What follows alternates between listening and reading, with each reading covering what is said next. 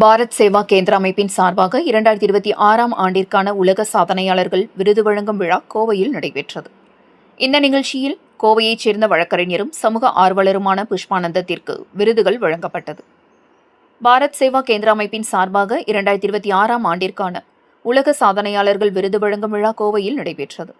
இந்த நிகழ்ச்சியில் கோவையில் கடந்த 20 ஆண்டுகளாக சமூக சேவையாற்றி வருவதுடன் மாற்றுத்திறனாளிகளுக்கு இலவச நோட்டரி கையெழுத்துக்களை வழங்கி வரும் வழக்கறிஞர் புஷ்பானந்தத்திற்கு சிறந்த சமூக சேவகர் விருது வழங்கப்பட்டது. இதனை கலைமகள் டியூஷன் சென்டர் உரிமையாளர் மகேஸ்வரன், ஆசிரியை கலையரசி, பந்தல்காரர் வெங்கடாச்சலம் ஆகியோர் இன்று வழங்கினர். தொடர்ந்து இதுகுறித்து வழக்கறிஞர் புஷ்பானந்தம் கூறியதாவது: கோவையில் வழக்கறிஞராக உள்ள தான் பல்வேறு சமூக பணிகளை செய்து வருகின்றேன். எந்தவித பிரதிபலன் பார்க்காமல் இதனை செய்து வருகின்றேன்.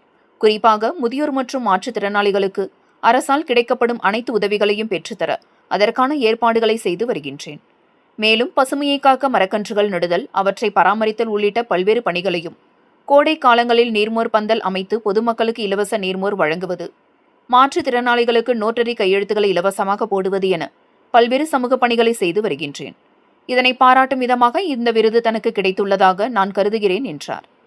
இந்த நிகழ்ச்சியில் வழக்கறிஞர் குமாஸ்தாக்கள் லக்ஷ்மி, திவ்யா, ஜெபா, முன்னாள் அதிமுக கவுன்சிலர் விஜயகுமார், மதிமுக 82வது வார்டு செயலாளர் மார்ஷல், வைத்தியர் பாலகிருஷ்ணன், அதிமுக வீரபாண்டி செயலாளர் ராமசாமி, வழக்கறிஞர் படித்துள்ள மலுமிச்சம்பட்டி சதாசிவம், சுமையனூர் கார்த்திக் உள்ளிட்ட பலர் கலந்து கொண்டனர் என்பது குறிப்பிடத்தக்கது.